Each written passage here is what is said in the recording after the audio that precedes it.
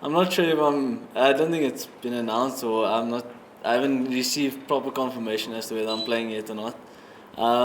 But yeah, if given the chance, I've really enjoyed my time so far. The training's been intense and everyone's been welcoming. So I've really felt quite comfortable within the team surrounding. And yeah, if given the chance, then I'm looking forward to it. A lot of excitement.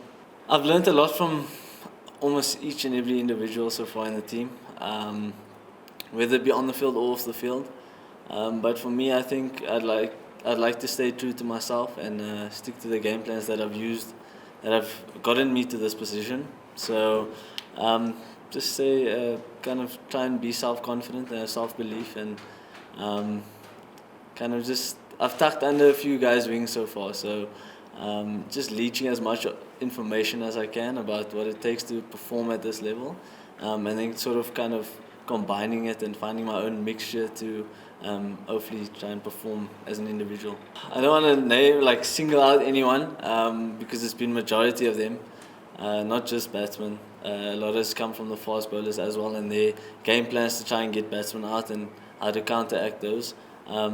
So yeah, I'd say everyone batting wise has been the captain, Faf, Dean, Hashim. I've spoken quite a bit to Aiden as well, and Temba. So as a batting unit, it's something that you only dream of, batting with these guys, playing in the same side, representing your country. And if given the chance, I'm sure I'll do my best to put whatever information they've given me to good use. It's been a kind of a mixture of everyone.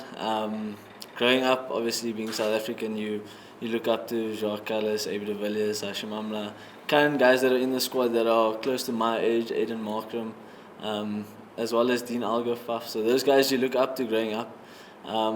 But for me, when I look up to someone, it's not necessarily what the person they are. It's kind of just how they've a combination of a whole lot of people and what they bring to the game.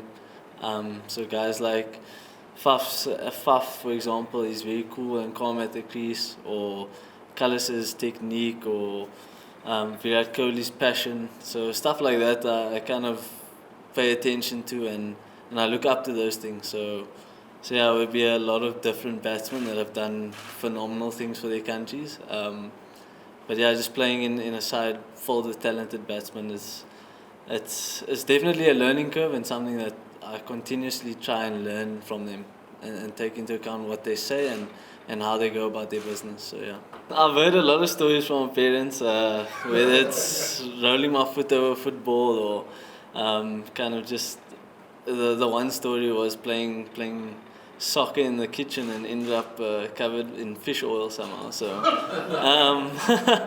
so yeah, growing up, always enjoyed sport. Never really thought that cricket was going to be the sport where I'd kind of evolve a career out of.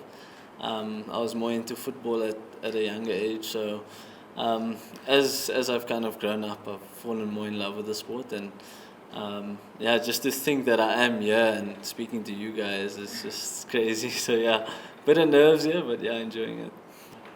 I don't know. I usually let other people describe my batting style, not me myself. So I would say at times free flowing, but also willing to graft. Never always looking prettiest, but I kind of take pride out of the innings where there's a lot more struggle in them. So yeah, in terms of what I can bring to the team, I would say just willingness to battle, really. Okay, I'll answer the second question first. I was actually playing for UWC at the Universities Week in Stellenbosch when I got the call. It was after I think it was the second day's play of the week. Got the call from Linda Zondi. Yeah, crazy moment, and it's been crazy ever since. So yeah, that's where I was at when I got the call, and where I'd prefer to bat, wherever the opportunity lies. But yeah, preferably top order batsman. Yeah. Yes, there's definitely been a difference in terms of intensity and disciplines.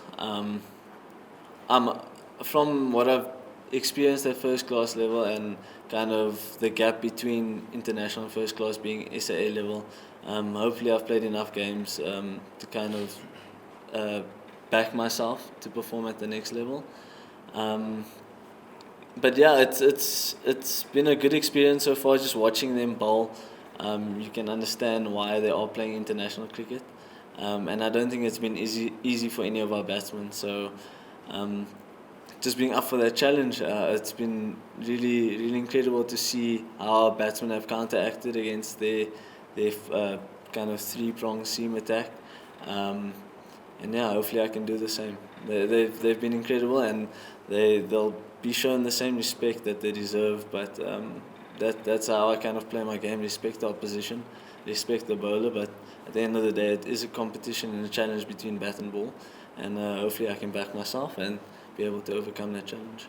For me, the MSL, yes, a little bit of disappointment, but I think that would go for anyone else that was left out of the tournament. I mean, it's birth year and you want to be involved. But in saying that, that month off kind of gave me perspective, and I kind of focused on working on myself and on my game. And yes, albeit that I haven't really started off too well this season, franchise-wise, I don't feel out of form. That's the difference. I still feel like I'm batting well, and I still feel that I've got a lot to offer. And yeah, the runs and the kind of performances haven't shown it, but it's not necessarily how I feel at the moment. And I've been batting well, been training well with the world-class coaching staff here, and I've learned a lot so far. So yeah. Yes, definitely. I think that adds a lot of value to the runs that they have scored so far this series.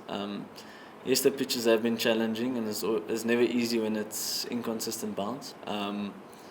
But it is what it is, and I try not to focus too much on what's in front of me, and in terms of the wickets itself. Just try and focus on the ball that's coming at me. So it's been tough for the batsmen so far, and I've spoken to them about it. But it just shows the mental strength. It doesn't really have, in my opinion, it doesn't have the world to do with their techniques per se. It's got a lot to do with their mental strength to overcome those tough conditions. And in the changing room, we've kind of valued that graft and gritty kind of innings that the batsmen have kind of produced throughout this series. Never back down for anyone. He constantly stresses that it's a contest between bat and ball. And yeah, it's just being able to play the ball and not the man that's in front of you. So in those tough times, just never back down and always stand your ground. So yeah. Hans and then Dennis. Zubayr, I know he's only on standby, but he is a Cobra's teammate. Just what has your experience over the past few years been of Peter Malan, and just how hard he's worked to actually get where he is? Yes, it's a true professional, proper human being. We've shared quite a lot of time together. I started playing provincial cricket when he was there, so we've kind of come through together. And yeah, albeit that he's got a couple of years on me, just his experience has helped me a lot through tough times. And he's always offered his advice and support, so I'm extremely happy that he's got an opportunity to join the squad. And yeah, he's a true professional, so I think he deserves it definitely. I haven't played under Dean yet, but what I have experienced under Faf is it's very precise, and the focus is truly channeled on the job at hand.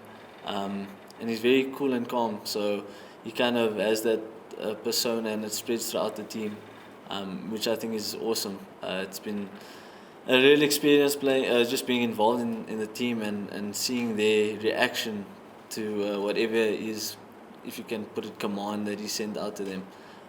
So yeah, he really kind of gets a reaction from the players in whatever the task is, and he's been very welcoming. So I've really looked up to him so far in the series.